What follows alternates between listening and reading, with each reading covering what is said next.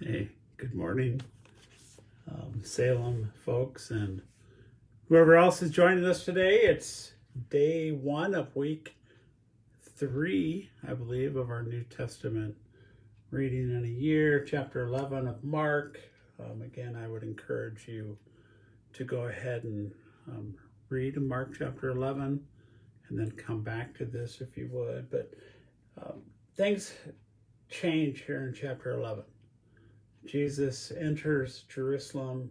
It's Mark's detailing the final week of Jesus' life, the triumphal entry, and Jesus, throughout Mark has been trying to keep things quiet, keep things not public, if you will, and things now become very public with the triumphal entry. Jesus in Mark, it rides in on a young colt. The other gospels say it's a donkey. That's really beside the fact, but it's Jesus being very upfront in coming in and saying that yes, he is their king. And then we have this weird story about cursing the fig tree and the figs not producing fruit, and the cleansing of the temple. And those, I think the two stories really go hand in hand. The fig tree really represents Jerusalem, represents all of Israel, that they were looking good. Things were good maybe on the outside. The fig tree had leaves but was producing no fruit. And that Jesus stresses the importance of bearing fruit.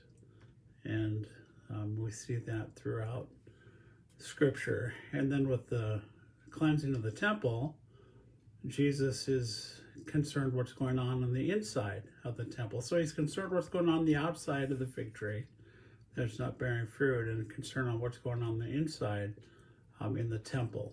And they were doing a lot of selling of sacrifices. And he especially talks about, I believe it was doves that were being sold, which was one of the only accesses for the poor to offer sacrifices. So Jesus is really concerned about both what's the outside and bearing fruit and what's going on the inside of our people, of our lives as well.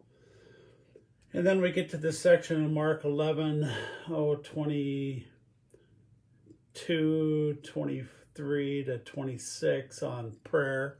And we need to remember this is not Jesus' only teaching on prayer when he says, whatever you ask in prayer, believe that you've received it and it will be yours. This isn't a name it and claim it focus on prayer. This is under the assumption that you are praying according to Jesus's will, according to the will of God, according to what is in Scripture. And then he says there's two components of prayer. If you're praying according to God's will, you must have faith that it will happen.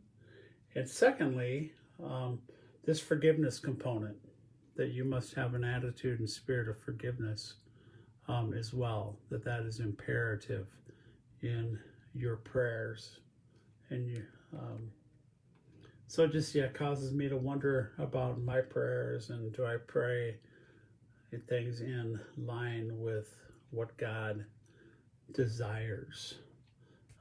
So again, we see in Mark 11 the transition to Jesus being very public and upfront with who he is, who he claims to be.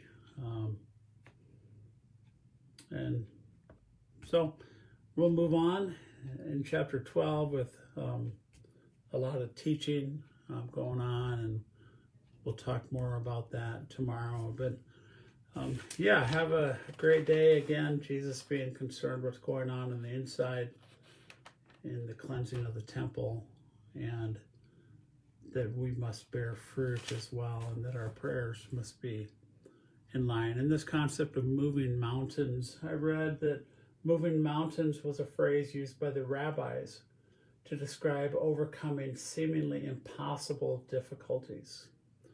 So it's when we hit those impossible difficulties, we need to take those to God in prayer with faith that he will, according to his plan, according to his goodness, that he will answer those prayers, all under a spirit of forgiveness on our part. So have a great day.